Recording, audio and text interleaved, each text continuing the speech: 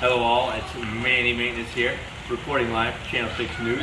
We're standing outside of polling district number 6, where voters are turning out for a heated race for Maintenance Supervisor of the Year 2022. The poll should be closing any minute, so we're going to try to catch some voters coming out and get their reactions. Excuse me. Manny Maintenance, Channel 6 News.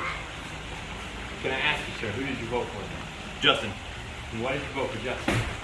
The online training, on-the-job training, and then for the most part, he's not really mad about it if you don't catch it for at least a couple of months.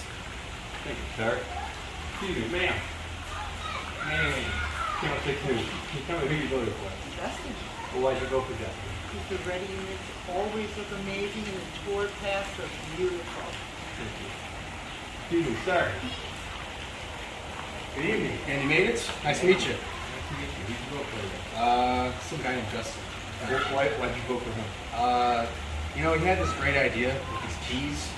We didn't know what to do with them, and he found this device to fix all these keys. It saved the company a lot of money, man. Which how much? A lot. Yeah? I don't know.